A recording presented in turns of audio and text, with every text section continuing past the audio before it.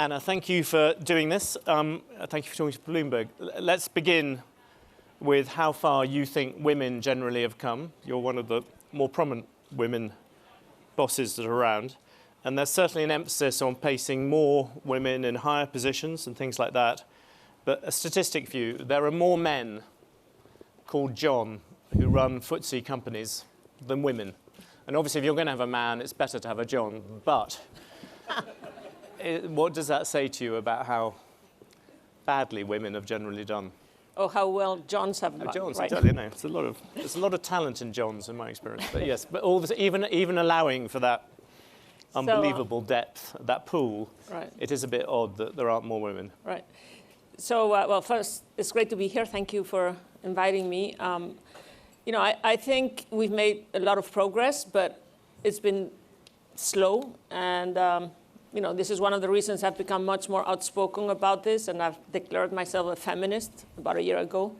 I was always sort of a feminist, but so I think women have made a huge, huge progress at certain levels on equal pay, but it's very difficult, and the numbers are very clear that after a certain point, and I always call it, especially there's a very clear tax on women who have a family, where that is not the case for men who have a family, or women who don't have a family. And so I think there's a very clear issue, let's say, when women try to become senior leaders, and that is, I think, the one thing we all need to try and fix, because the other thing which is very clear is that diversity, and gender diversity in particular, is not just the right thing, but it's also good business. And so I think we have to work much harder at fixing that.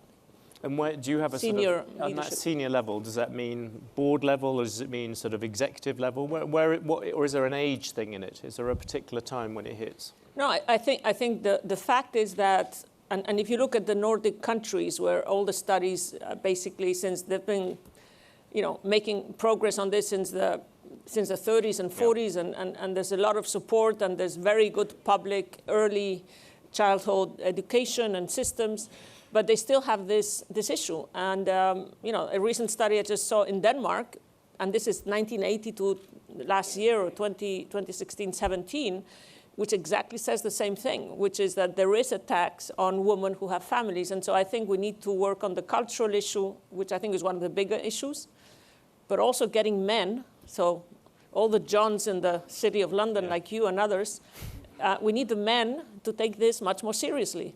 Can we just go through the two? On women first, you mentioned this article, which is very interesting, where you came out and said you would never, for a long time, you had not described yourself as a feminist, and then suddenly you thought now was the time to do so. Do you want to just quickly explain? I mean, I want to ask you questions about what we actually do about it, but do you want to explain to the audience? Well, you know how journalists are, right? Journalists are noble, wonderful people. Yes. They're amazing people, and they always ask what they want, not what they're supposed to be asking, right? Yes. So, we have this big event in Salamanca. We have 500 vice chancellors. It's an amazing educational event. So I agreed to go on this radio show. It has like 3 or 4 million audience. And, education was one of the topics. And then suddenly I get asked the question, are you a feminist? And so I had to decide right then there what to say. Obviously, the answer was yes. But I did say, you've asked me the question a few years ago, I don't know what I would have answered. The reality is that I've always tried to support women, and I always thought by doing that on a personal level, at the company level, we could actually fix things. And since I was in Banesta in 2002, that's almost 20 years ago, we started giving, when nobody was asking for that, men parental leave. We started supporting women. I have stories I can tell you about how a head of HR tried to discriminate against women, and obviously he was fired quite soon later. But the fact is that I realized that the progress was very slow, and so I do think we need more, and more is speaking up, governments to get involved, and that's why I decided to say yes. I'm a feminist. But on the feminist thing, do you actually, or just in general, do you think that you now need, and we can ask the audience in a second, but do you think you now need some version of hard targets? We need some version of quotas, even on a temporary basis. If you want an example from Britain, you had Tony Blair, when he came into the Labour Party, did this system where he put in a quota for female MPs. And what happened in one election, he said he would only do it in one election, it changed the way the House of Commons looked. You know, is there room to do quotas in that sense of doing it on a temporary basis, or where do you stand on all that? So every day that passes, I am becoming more sort of, I'm not fully convinced, and I think we have to be very careful. And I'm still not in favor of quotas, but I think there's a huge merit in quotas. And so as of now, I'd say maybe no, but I do think we need to set targets and public targets. And so I think this is the positive incentive that really should help. So we have set public targets for women in leadership roles, and we've said that, and we've committed to that. So I do think I should know, how have you done against that target? Have you met your targets, or have you? Well, so like many other companies, we have more than 50% of our workforce is women. Our gender pay gap is very, very tiny, and it's due to experience. But the gender pay gap, the equal pay gap, is almost zero. But the other one is still at 30%, and that's because we have very few women in leadership roles. We do well at the board level. We have 33%. We had even more than that a year ago, and we have said we want to go to 50. We have said that publicly at the board. And we said we want to have 30% of women leaders by 2025. I know this sounds like not a big number, but believe me, if you want internal promotions, and at the middle management level, it's mostly men in many countries. And so, it takes time. We need people from outside. So I do think you need to make public commitments. You have banks, in many different countries, Latin America. You have a lot in Europe. Are there differences within countries? Do you notice some countries are just better at this than other ones? Yes, definitely. Which ones particularly? It's a reasonable question. It's a very journalistic question, yes. So sadly. I'd tell you the ones that do better. So the ones that do better are countries like the UK, Spain, in some cases, some Latin American countries actually do quite well. But I'd say the European countries are ahead. Interesting. Yeah. Should we? We have a poll for you all to vote on, which is I'll put up, which is do hard public targets for diversity, help businesses move forward. Can we, before you vote, can we just? It strikes me that actually it would be more interesting if you assumed that do hard public targets really means quotas, whether you believe in quotas, because I think most people would be pro public targets.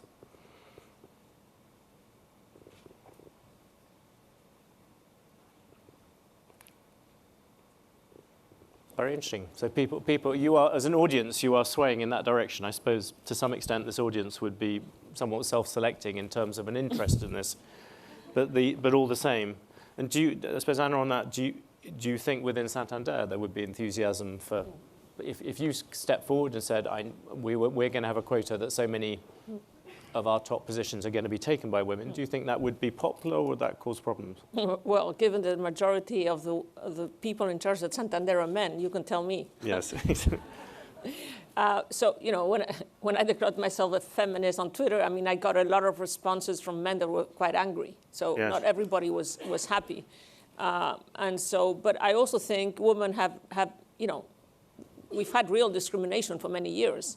So, even if we go a bit the other side for a while, I think that is actually not such a bad thing. So in other words, if there were quotas, you would be more interested in kind of temporary ones that tried to change the needle. Yeah. The other one you mentioned, just to bring the audience back into it again, we talked about men and what they could do. And we have a question about should some version of parental leave be mandatory for each parent, regardless of gender?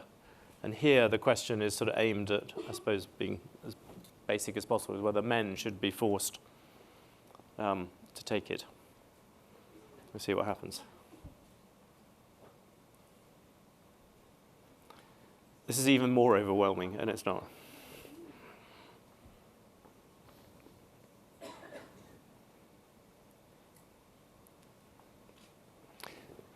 Again, this is interesting, but would you consider, at Santander, would you consider about, I suppose, making compulsory leave for men? So again, even back in Banco in 2003, when people were not talking about this, we actually extended parental leave voluntarily to men. And the fact is that not many men used it. We gave flexible working hours, obviously, to men and women, not just to women. But I always say, I'm sorry, for the men in the room, because you're all I'm sorry, not that kind of person, but men usually want to arrive home late, so the woman has done all the housework, taking care of the children's dinner, done all the cleaning, all the shopping, and so they would tend to actually stay longer in the office. It's unbelievable. When we are telling them, you may go home. Now, this was a long time ago, so I'm not saying that this is the case for younger ones, but, you know. They're hiding, basically. So one of the things I say, what are the things we should try to do? And one of the things I say is that all men should be like Guillermo, my husband. Not exactly the same, but I'm saying in the sense that we have always shared 50-50 the family and you know, children duties, and that's not normal. And that's one of the reasons, that's the only explanation for these kind of numbers where, you know, there is a woman where the family pays a price.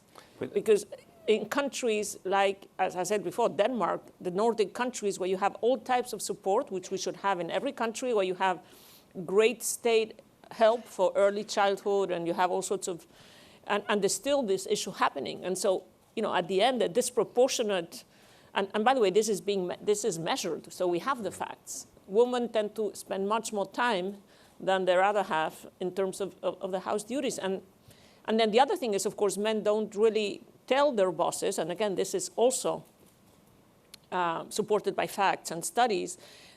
Almost half, I think the number is 45% of men lie to their superiors about their obligations at home. I'm sure you don't. Yes. No. I can feel the sarcasm, but there is, but you. Okay.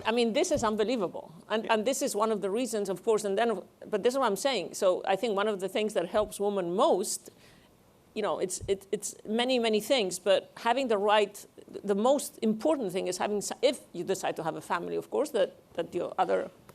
But do you think there's a way in which governments have not dealt with this? And so what happens is that they effectively push it down onto companies. Because you see this problem, it seems to be that companies, weirdly, in many of these areas, are pushing further ahead than governments are. But governments are nervous about this. And so they therefore push a sort of social obligation, if you want, onto companies. Do you think there's... Well, look, you know, for us as a large company, it's something we think is just, you know, it's the right business decision, but it's especially, and the reason we do it is because it's the right thing to do, right? And I think governments, and again, that's one of the reasons I've spoken up on this, is I think governments need to intervene. You know, we need laws that support women more. I mean, the other thing that I publicly said on Twitter, and this was like, it went totally like all over the place. There was a very interesting court case in Spain last year where there was a gang rape, and I tweeted and I said, I respect the law, I respect the decision, I just don't agree with the law. And so at a certain point, governments... What was the decision in the end? So it was a gang rape, and there were two possibilities, and they gave let's say, the lesser judgment. Well, let's not get into that, yes. because then that becomes... But you condemned it? Or you opposed it? Well, I respect the courts, and obviously, and the issue was not with the courts, the issue was with the law. And that's when I think, and that's why I believe governments do need to intervene, because there's certain laws and things that have to be amended in order for this to happen. Some of it is also culture, but culture also gets driven by what governments are doing, right? And so I think at the other end of the scale, and then going back to children, the other thing you need is, as a recommendation, is to families have more daughters. Because when men have, this is amazing, yes, I know this sounds funny, it's actually also factual. You know, men who have daughters have a 25% more chance of hiring women. I think we're both in families which only have boys, so that we may be useless at this. But why does you talked about culture. The truth is that most of the people in this room are all in an industry or close to an industry, finance, which has not generally been good at this. No. And I think everyone who works in it would admit that. Is that something special about finance that makes it harder? What's the bit which why are numbers worse in finance than they are generally in other bits? Well, finance, I think even today, consulting, and I remember years ago, you know, McKinsey partner in Spain said, come and do a breakfast with all the women in the office, because we don't understand why they never make it to partner. And so we had a very interesting breakfast. And at the end, we came to the conclusion that there's, again, going back to culture, and then you have to put mechanisms in place to make this better, like mentoring. And the reason is that, so in consulting, but banking also. I mean, I was at JP Morgan. And I remember when there was an IPO, you know, you would go and travel with your customer. And of course, after hours, all the men went to have drinks. Like, you know, this was something the women did not do as much. In consulting, this breakfast I was mentioning, in Spain at the time, you know, the men took their customers to play golf. By the way, I play golf, just for the record. But most women don't play golf, and most men do. And so on Saturdays and Sundays, they bonded, and with the customers, they got... So there's all sorts of reasons why in some sectors you actually, and you know, relationships matter. And so, you know, how do we fix this, which is the question. But do you think finance is more, some people would say finance is more macho than other industries. I mean, it has the trading rooms, shouting, it's part of that, and that has pushed all the way through. I don't think this is, but tech industry is the same, right? Yeah. In the tech industry, and you go to Silicon Valley, and most of the engineers and you know, the senior people are men, and that's a fact. So it's not just finance. I think it's all over the place. These are sectors that tend to employ higher paid, you know, have higher paid jobs and are more well known. But you know, again, it goes back to a mix of, we need to change the laws. We need to be much more outspoken, have the facts, and that's, by the way, a great thing that you're doing is speaking about these things so people understand what needs to be done. And I also believe that a lot of the things you need to do are just, and again, you need the support from government, but it's also about understanding specific problems. Like why, when you, in our case, for example, a lot of our branch managers still are men. Why is that? Because we need to move them across Spain or Mexico, Brazil. And traditionally, it's the, you know, it's the woman who follows the man when there's a change in a job. So how do you do that? You need to find a job for the other, you know, the partner. These kind of things have to be much more general. Otherwise, you will not get women rising to the top. Something in, again, I'm using cliches, the Latin culture, which is that endemic in that? Is it more male? You asked me that twice, but I didn't answer for a reason, right? So. I'll take that as a yes. Okay. What, of course not. I mean, that is a cliche. You know, at least some of the statistics you're saying would seem to indicate there was a bit of truth in it. No. I told you my husband was actually absolutely the opposite, and there's many like him. Yes, but cliches deal in generalities. Yes. But is that, can I push you on one last bit, which is... You see, that's a problem with men, right? Yes. Well done. They don't, yes. I'm sorry. They twist your words. I'm sorry. Can I ask you about one last thing, which is, we've spent all this time on gender, which is not unfair given your record in it, but on racial diversity, again, that's something where certainly the industries here, finance, media as well, is not strong. What's your approach there? Well, exactly the same. I mean, we've been working very hard in countries like Brazil, for example, where a few years ago we did not represent the population. And for us as a business that aspires to do, you know, to engage with not just one type of customer, but all types of customers across every country, we need to have diversity of gender, diversity of race, but also backgrounds. I mean, we don't all want to have people from universities. One of the things I'm most proud about is that in Banesto, but we do that now all the time, is we don't just hire from universities. We hire from the professional schools, which in Spain and many countries have great people that didn't have the chance to make it to university. Age, you know, all types of diversity, I think, absolutely crucial. You know, I was always surrounded, as I say, by older white men in my career. And let me tell you, it's not easy. And so, and the decisions, I think, are better when you have diversity for the company. So is that an area, again, where you would look at quotas? Well, it's a bit the same as in gender. I think I'm more and more convinced that some kind of a quota, I don't like to call it quota, but for sure, you need public commitments, not just aspirations. You need to be tracked against that. And I think it's great that you have all these indexes and surveys where you're saying, okay, this is the, you know, these are the good companies in this aspect, because I think shareholders, and again, the facts, and one of the good things today versus a few years ago is people know the facts, and companies that have more diversity tend to do better. And so that's, I think, very important also. Are you working on the assumption that things like the gender pay gap legislation here, that will gradually go worldwide? That will gradually go worldwide. Is that every country will pretty much have these? Yes, I think that is absolutely necessary, and I think it's very good that it gets published. And I think it's not just the gender pay gap, but it's the equal pay. Yeah. When you say that, you mean equal pay for people doing the same job, getting the same amount of. Because the main complaint against the British one is it doesn't equalise for that. It just shows the raw overall figures. Look, you have to be fair in the sense that sometimes experience in the same job is different, and so you always have a range. And so I think it's never going to be zero, but it could also be in favor of the woman, right, at some point. The issue is that because the men tend to have more years of experience, that might always be some, and that is also trying to be fair. But the one last thing I want to, just leave you with is that we see again and again, and it's not just in the Latino, which are not macho cultures, by the way. But one of the things that we see in our company, and we know it happens in others, is that when we publish job openings, and this is really factual, men tend to put themselves forward when they have 50-60% of the skills required. Women are always above 100%.